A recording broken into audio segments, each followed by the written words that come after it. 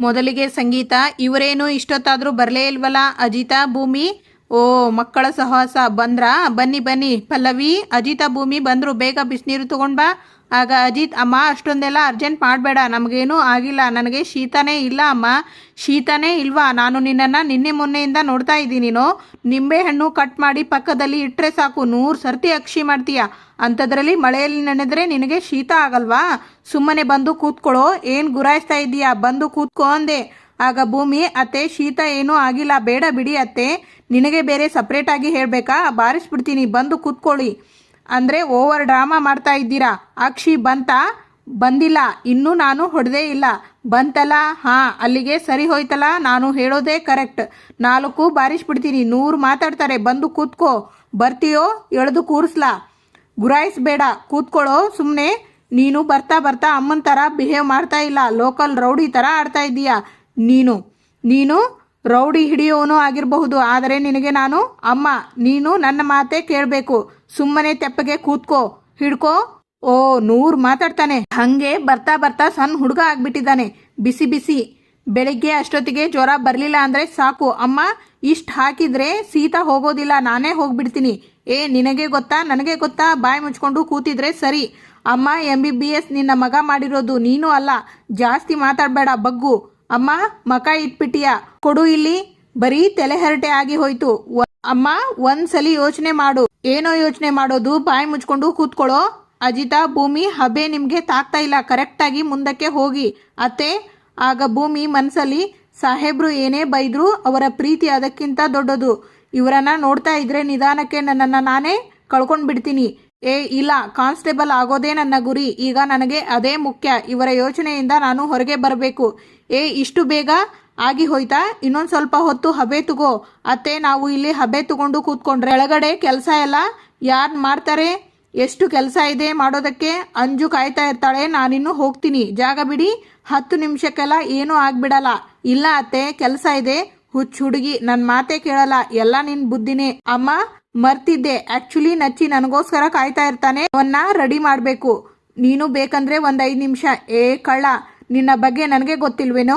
ಪಲ್ಲವಿ, ನನ್ನ ಮಗ ನಚ್ಚಿಗೋಸ್ಕರ ಓಡ್ತಾ ಇಲ್ಲ, ಭೂಮಿ ಜೊತೆ ನಾಳೆಯಿಂದ ಇರೋದಕ್ಕೆ ಆಗೋದಿಲ್ಲ, ಅದಕ್ಕೆ ಇವತ್ತೇ ಅವಳ ಜೊತೆ ಕಾಲ ಕಳೆಯೋಣ ಅಂತ ಓಡ್ತಾ ಇದ್ದಾನೆ. ಹೌದು ಅಮ್ಮ. ಆಗ ಭೂಮಿ, ನಾಚಿಕೆ ನಮ್ಮ ಹುಡುಗಿಗೆ. ಆಗ ಅಪ್ಪು, ಅಯ್ಯೋ ಇದೇನಿದು, ಮದುವೆ ಹುಡುಗ ಕಾಣಿಸ್ತಾನೆ ಇಲ್ಲ. ಆಗ ಅಜಿತ್ ಸತ್ಯಣ್ಣ ನಚ್ಚಿಯನ್ನು ಹೊತ್ತುಕೊಂಡು ಬಂದು ರೂಮಲ್ಲಿ ಇಳಿಸ್ತಾರೆ. ಹೋಗೋ. ಆಗ ಅಂಜು, ಅಕ್ಕ ಇಷ್ಟು ದಿನ ನಾನು ಬೇರೆ ನಚ್ಚಿ ಬೇರೆ, ಇವತ್ತಿಂದ ನಾವಿಬ್ಬರು ಒಂದೇ. ನಾವಿಬ್ಬರು ನಿಮ್ಮ ಹಾಗೆ ಬೆಸ್ಟ್ ಜೋಡಿ ಆಗಬೇಕು ಅಂತ ಗುರಿ ಇಟ್ಕೊಂಡಿದ್ವಿ. ಅದನ್ನು ಸಾಧಿಸಬೇಕು ಅಂದರೆ ನೀವಿಬ್ಬರು ನಮಗೆ ಏನಾದರೂ ಟಿಪ್ಸ್ ಹೇಳ್ಕೊಡಿ. ಆಗ ಭೂಮಿ, ಅಂಜು, ಒಂದು ಗಾಡಿಗೆ ಪೆಟ್ರೋಲ್ ಅನ್ನೋದು ಎಷ್ಟು ಆಧಾರನೋ ಹಾಗೆ ಗಂಡ ಹೆಂಡತಿ ನಡುವೆ ನಂಬಿಕೆ ಅನ್ನೋದು ಅಷ್ಟೇ ಆಧಾರ. ಅವರಿವ್ರ ಮಾತನ್ನ ನಂಬ್ಕೊಂಡು ಒಬ್ಬರ ಮೇಲೆ ಒಬ್ಬರಿಗಿರುವ ನಂಬಿಕೆನ ನೀವು ಕಳ್ಕೋಬಾರ್ದು. ಒಂದೊಂದ್ಸಲ ಅಂತೂ ನಾವೇನು ಅಂತ ನಮಗೆ ಅರ್ಥ ಆಗಿರಲ್ಲ, ಅಂಥದ್ರಲ್ಲಿ ಇನ್ನೊಬ್ಬರ ಬಗ್ಗೆ ನಮಗೆ ತುಂಬಾ ಚೆನ್ನಾಗಿ ಗೊತ್ತಿದೆ ಅನ್ನೋ ಭ್ರಮೆಯಲ್ಲೇ ಬದುಕ್ತಾ ಇರ್ತೀವಿ. ಇದನ್ನೆಲ್ಲ ಬಿಟ್ಟು ಒಬ್ಬರಿಗೊಬ್ಬರು ಗೌರವ ಕೊಟ್ಕೊಂಡು ಸಂಸಾರ ಸಾಗಿಸ್ಬೇಕು. ತುಂಬಾ ಚೆನ್ನಾಗಿ ಹೇಳಿದ್ರಿ ಅಕ್ಕ, ನಾವು ಇದನ್ನ 100% ಫಾಲೋ ಮಾಡ್ತೀವಿ. ಆಗ ಸತ್ಯನ, ಆಹಾ ಸುಂದರ, ಮುತ್ತಿನಂತ ಮಾತು. ಇದೇ ಸುಸಂದರ್ಭದಲ್ಲಿ ಈ ಸಂತೋಷದ ಗಳಿಗೆಯಲ್ಲಿ ನಮ್ಗೆ ಯಾಕೋ ಕೇರಂ ಆಡೋ ಲಹರಿ ಬರ್ತಾ ಇದೆ. ನಚ್ಚಿ, ಬಾ ಆಟ ಆಡೋಣ. ಏನಂತೀಯ ಅಜಿತಾ? ಆಗ ಅಜಿತ್, ಸತ್ಯನ, ನಿಮ್ಮ ಬ್ರೈನ್ಗೆ ಈ ಐಡಿಯಾ ಬಂದಿರೋದಕ್ಕೆ ನಿಮಗೆ ಒಂದು ಕಿರೀಟನೇ ಮಾಡಿಸ್ಬೇಕು. ಅಂತಿಂತದಲ್ಲ, ಗೋಲ್ಡ್ದೇ ಕಿರೀಟ ಮಾಡಿಸ್ಬೇಕು. ನಚ್ಚಿ ಈ ಟೈಮಲ್ಲಿ ಒಂದೇ ಒಂದು ಗೇಮ್ ಆಡ್ತು ಅಂತ ಹೇಳಿದ್ರೆ ಅದ್ರ ಮಜಾ ಬೇರೆ. ತೀಟೆ, ನನ್ನ ಮುದ್ದು ಬಂಗಾರ, ನನ್ನ ತಮ್ಮ, ಬಾರಪ್ಪ ಬಾರೋ. ನೋ ಸತ್ಯನ, ಹೇಳ್ಕೊಳ್ಳಿ, ಓಡು. ಇವತ್ತು ರಾತ್ರಿ ನಿನ್ನನ್ನು ನನ್ನ ಕೈಯಲ್ಲಿ ಯಾರು ಕಾಪಾಡೋದಕ್ಕೆ ಆಗೋದಿಲ್ಲ. ಸತ್ಯಣ್ಣ, ನನ್ನ ಕೈ ಹಿಡ್ಕೊಳ್ಬಾರ್ದು ಈ ಟೈಮಲ್ಲಿ, ಬಿಟ್ಬಿಡಿ. ಆಗ ಭೂಮಿ, ಮೂತಿ ಮೇಲೆ ಕೊಟ್ಬಿಡ್ತೀನಿ, ಪಾಪ ನನ್ನ ಮೈದು. ಸತ್ಯಣ್ಣ, ನೀವು ಬ್ರಹ್ಮಚಾರಿ, ನೀವು ನಡಿರಿ ಆಚೆ. ಮೂತಿ ಮೇಲೆ ಹೊಡಿತೀಯಾ? ತಳ್ಳಿದ್ರೆ ಗ್ರೌಂಡ್ ಫ್ಲೋರ್ಗೆ ಹೋಗಿ ಬೀಳ್ತೀಯಾ? ಮೂತಿ ಮೇಲೆ ಹೊಡಿತಾಳಂತೆ. ಬಲೂನ್ ತಗೊಂಡು ಹೋಗಿ ಅಂತ ಹೊಡಿತಾಳೆ. ಆಗ ಸತ್ಯಣ್ಣ, ನಡಿಯಪ್ಪ ಹೋಗೋಣ. ಸತ್ಯನ ಇನ್ನೊಂದು ಸ್ವಲ್ಪ ಹೊತ್ತು ಆದ್ರೆ ಕಚ್ಚಿ ಬಿಡ್ತಾಳೆ. ಹೋಗೋಣ ಬನ್ನಿ. ಹೋಗಿ. ಲೋ, ಇವತ್ತು ತಪ್ಪಿಸ್ಕೊಂಡೆ ಮಗನೇ, ಈ ತರ ರಾತ್ರಿ ಇನ್ನೂ ಬರ್ತಾನೆ ಇರುತ್ತೆ, ಅವಾಗಿದೆ ನಿನಗೆ. ಆಗ ಅಪೇಕ್ಷಾ, ನಡೀರಿ ಸತ್ಯನ. ಆಗ ನಚ್ಚಿ ಭೂಮಿನ ಆಚೆ ಹಾಕಿ ಕದ ಹಾಕ್ತಾನೆ. ನನ್ನೇ ನೂಕ್ತಿಯಲ್ಲೋ ಮೈದು. ಆಗ ಅಂಜು, ರೀನಾ, ಇವಾಗ ನೀವು ನನ್ನ ಗಂಡ ಅಲ್ವಾ, ಅದಕ್ಕೆ ರೀ ಅಂತ ಕರೆದೆ. ಅಂಜು, ಇದೆಲ್ಲ ಏನು ಬೇಡ, ನನ್ನನ್ನು ನಚ್ಚಿ ಅಂತ ಕರಿ, ಅಷ್ಟೇ ಸಾಕು. ಹಾಲು. ಅಂಜು, ನಿನಗೆ ನೆನಪು ಇದೆಯಾ? ನಾನು ನಿನಗೆ ಅವತ್ತು ಹೇಳಿದ್ದೆ ಈ ಸರ್ತಿ ಅದು ಯಾವುದೇ ಅಡೆತಡೆ ಬಂದರೂ ನಮ್ಮ ಮದುವೆ ಆಗೇ ಆಗುತ್ತೆ ಅಂತ. ಅಂತೂ ಇಂತೂ ನಾವು ಗಂಡ ಹೆಂಡತಿ ಆಗಿಬಿಟ್ವಿ. ನನ್ನ ಅದೃಷ್ಟ ಚೆನ್ನಾಗಿದೆ ನಚ್ಚಿ. ನನ್ನ ತಾಯಿ ಕಾರಣದಿಂದ ಆ ದೇವರು ನನ್ನಿಂದ ನಿನ್ನ ದೂರ ಮಾಡಲಿಲ್ಲ. ಅಂಜು, ನಾನು ನಿನ್ನನ್ನು ಒಂದು ಮಾತು ಕೇಳಬೇಕು. ದೇವಯಾನಿ ಅತ್ತೆ ಅರೆಸ್ಟ್ ಆಗಿದ್ದಾರೆ, ಹೌದು. ಆದರೆ ಇನ್ನೂ ಕೋರ್ಟಲ್ಲಿ ಅವರೇ ಕಲ್ಪ್ರಿಟ್ ಅಂತ ಪ್ರೂವ್ ಆಗಿಲ್ಲ. ಅವರು ಅಪರಾಧಿ ಆಗಿರಬಹುದು, ನಿರಪರಾಧಿನೂ ಆಗಿರಬಹುದು. ಅದಕ್ಕೆ ಕೋರ್ಟ್ ಜಡ್ಜ್ಮೆಂಟ್ ಕೊಡೋವರೆಗೂ ಪ್ಲೀಸ್ ಅಮ್ಮನ ಥರ ನೋಡು. ಅವರ ಮನಸ್ಸಿಗೆ ನೋವು ಕೊಡಬೇಡ ಪ್ಲೀಸ್. ಕಾಂಪ್ರಮೈಸ್ ಆಗು ಅಂಜು. ಇದನ್ನು ಬಿಟ್ಟು ಬೇರೆ ಏನಾದರೂ ಹೇಳು ನಚ್ಚಿ. I love you. ಆಗ ಅಜಿತ್, ಇವರಿಗೆ ಸುಮ್ಮನೆ ಇದ್ದಷ್ಟು ಜಾಸ್ತಿ ಮಾಡ್ಕೊಂಡ್ಬಿಟ್ಟಿದ್ದಾರೆ.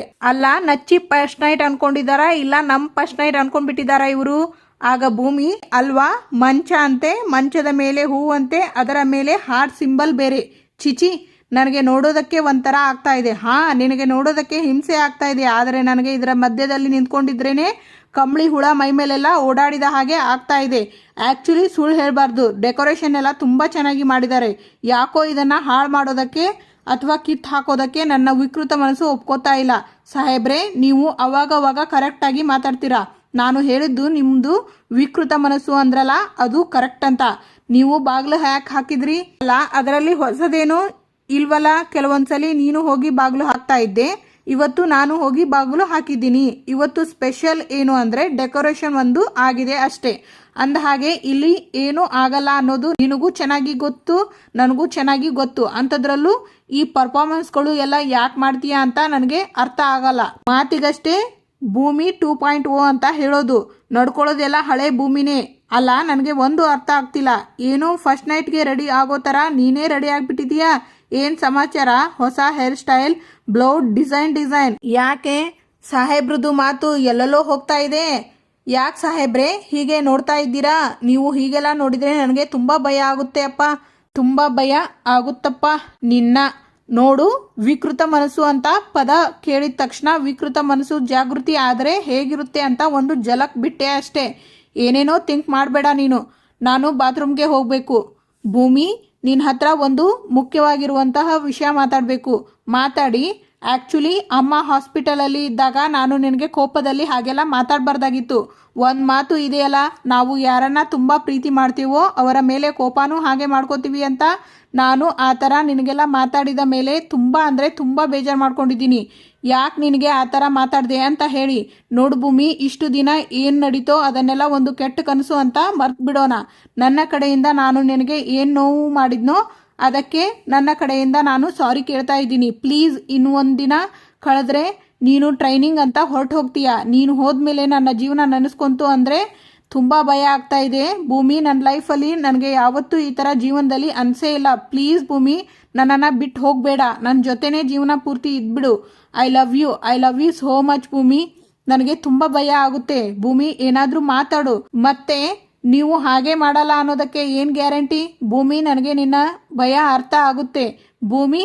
ಮದುವೆ ಆದಾಗಿಂದ ನನಗೆ ಕೋಪ ಬಂತು ಅಂತ ಹೇಳಿದ್ರೆ ನಿನಗೆ ಬೈದು ಆ ಜಾಗದಿಂದ ಹೊರಟು ಬಿಡ್ತಾ ಇದ್ದೆ. ಅದರಿಂದ ನಿನಗೆ ಎಷ್ಟು ನೋವಾಗ್ತಾ ಇದೆ, ನೀನು ಎಷ್ಟು ಡಿಸ್ಟರ್ಬ್ ಆಗಿದೆಯಾ ಅಂತ ನಾನು ಇದುವರೆಗೂ ಯೋಚನೆನೇ ಮಾಡಿರಲಿಲ್ಲ.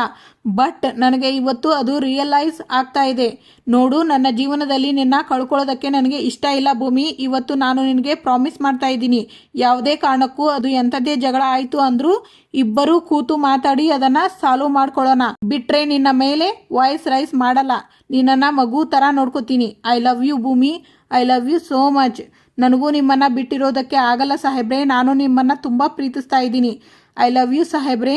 ಆಗ ಪಲ್ಲವಿ ಕನಸು ಕಾಂತ ನಗ್ತಾ ಇರ್ತಾರೆ. ಆಗ ಸತ್ಯಣ್ಣ ಪಲ್ಲವಿ ಅಂತ ಚಿಟ್ಕೆ ಹೊಡೆದು ಪಲ್ಲವಿ ಅಂತಾರೆ. ಯಾವ ಲೋಕದಲ್ಲಿ ಇದೀಯಾ ನೀನು? ಏನು ಅಜಿತ್ ಭೂಮಿ ಡ್ರೀಮ್ ಸಾಂಗ? ನಿಜ, ನನಗೂ ಆಗಾಗ ಈ ಥರದ್ದು ಕನಸುಗಳೆಲ್ಲ ಬಂದು ಹೋಗ್ತಾ ಇರುತ್ತೆ. ನಡೀತಾ ಇರೋದೆಲ್ಲ ನೋಡ್ತಾ ಇದ್ರೆ ಕನಸಾಗೆ ಉಳಿಯುತ್ತೇನೋ ಅಂತ ಭಯ ಆಗ್ತಾ ಇದೆ ಸತ್ಯಣ್ಣ. ಆಸ್ಪತ್ರೆಯಲ್ಲಿ ಗಲಾಟೆ ಆದಾಗಿಂದ ನಾನು ನೋಡ್ತಾನೇ ಇದ್ದೀನಿ ಸತ್ಯಣ್ಣ. ಭೂಮಿ ಅಜಿತ್ ಅಣ್ಣ ಮುಂಚಿನ ಥರ ಇಲ್ಲ. ಅವರ ಕಣ್ಣಲ್ಲಿ ಆ ಪ್ರೀತಿ ಕಾಣಿಸ್ತಾ ಇಲ್ಲ. ಅವರು ಎಲ್ಲರ ಮುಂದೆ ಚೆನ್ನಾಗಿದ್ದೀವಿ ಅಂತ ನಾಟಕ ಮಾಡ್ತಾ ಇದ್ದಾರೆ ಅಷ್ಟೇ. ಆದರೆ ಆ ಪ್ರೀತಿ ಕಾಣ್ತಾ ಇಲ್ಲ ಸತ್ಯನ. ನಿನ್ನ ದೃಷ್ಟಿಕೋನದಿಂದ ಅದು ಸರಿ ಇರಬಹುದು, ಆದರೆ ನಿನಗೆ ಒಂದು ಪ್ರಶ್ನೆ, ನಿನಗೆ ಯಾಕೆ ಹಾಗೆ ಅನಿಸ್ತಾ ಇದೆ ಸತ್ಯನ? ಮಗು ಅಳುವಾಗ ಆ ಮಗು ಹಸುವಿಗೆ ಅಳ್ತಿದೆಯೋ ಅಥವಾ ಹೊಟ್ಟೆ ನೋವಿನಿಂದ ಅಳ್ತಾ ಇದೆಯೋ ಅಂತ ತಿಳ್ಕೊಳ್ಳೋ ಶಕ್ತಿ ಆ ದೇವರು ತಾಯಿಗೆ ಕೊಟ್ಟಿರ್ತಾನೆ. ಅಂಥದ್ರಲ್ಲಿ ಅವ್ರದ್ದು ನಿಜವಾದ ಪ್ರೀತಿನೋ ಅಥವಾ ಸುಳ್ಳು ಪ್ರೀತಿನೋ ಅಂತ ತಿಳ್ಕೊಳ್ಳುವಂಥ ಶಕ್ತಿ ಇರಲ್ವಾ ನಮಗೆ? ಏನೇ ಆಗಲಿ ಹೆಣ್ಣು ಮಕ್ಕಳೇ ಸ್ಟ್ರಾಂಗು ಗುರು ಅಂತಾರಲ್ವಾ, ಸ್ಟ್ರಾಂಗ್. ಅವರಿಬ್ಬರಿಗೂ ಹಳೆ ನೆನಪುಗಳು ಬರಲಿ, ಆ ಹಳೆ ಸಂತೋಷಗಳೆಲ್ಲ ಮರುಕಳಿಸ್ಲಿ ಅಂತ ಹೂವಿನ ಅಲಂಕಾರ ಮಾಡಿದೀವಿ. ಅವರಿಬ್ಬರು ಮುಂಚಿನ ಥರ ಆಗ್ತಾರ ಸತ್ಯನ? ಅವರು ಮುನುಸನ್ನ ಮರಿಬೇಕು, ಖಂಡಿತ ಮರಿಬೇಕು ಪಲ್ಲವಿ. ಎಲ್ಲವನ್ನು ಮರೆತು ಅವರಿಬ್ಬರು ಒಂದಾಗಬೇಕು ಅಂತಾನೆ ನಾನು ಆಂಜನೇಯನಲ್ಲಿ ಬೇಡ್ಕೋತಾ ಇದ್ದೀನಿ. ಆ ಭಗವಂತ ನಿನ್ನ ಮಾತನ್ನ ಯಾವತ್ತೂ ಸುಳ್ಳು ಮಾಡಲ್ಲ, ಎಲ್ಲವೂ ಒಳ್ಳೆಯದೇ ಆಗುತ್ತೆ. ಆಗ ಅಜಿತ್ ರೂಮಿಗೆ ಬಂದು ಅಲಂಕಾರ ಮಾಡಿರೋದನ್ನು ನೋಡ್ತಾರೆ. ಆಗ ಭೂಮಿ, ಅಯ್ಯೋ ಅಯ್ಯೋ ಏನು ಸಾಹೇಬ್ರೆ ಇದು, ಏನು ಮಾಡಿದ್ದೀರಾ ನೀವು? ಅಲ್ಲಿ ನನ್ನ ಮೈದುನನ ಫಸ್ಟ್ ನೈಟ್, ನೀವು ಇಲ್ಲಿ ನಿಮ್ಮ ಫಸ್ಟ್ ನೈಟ್ಗೆ ಸ್ಕೆಚ್ ಹಾಕಿದ್ದೀರಾ? ಇಷ್ಟು ಡಬ್ಬ ಡೆಕೋರೇಷನ್ ಮಾಡುವಷ್ಟು ಗಲೀಜ್ ಟೆಸ್ಟು ಅಂದ್ಕೊಂಡಿದೀಯಾ ನನಗೆ? ಈ ಡೆಕೋರೇಷನ್ ಎಲ್ಲ ನೋಡಿದ್ರೇ ಗೊತ್ತಾಗ್ತಾ ಇದೆ ಇದೆಲ್ಲ ನಿಂದೇ ಸೆಟಪ್ ಅಂತ. ಇದನ್ನು ನಾನು ಮಾಡಿಸಿಲ್ಲ, ಮತ್ತೆ ಕಿತ್ತು ಬಿಸಾಡಿ. ಆಗ ಅಜಿತ್ ಎಲ್ಲ ಕಿತ್ತು ಹಾಕಿ ಭೂಮಿನ ಹಿಡ್ಕೊಂಡು ಹೆಂಗೆ ಅಂತ ಜೋರಾಗಿ ನಗ್ತಾ ಇರ್ತಾರೆ.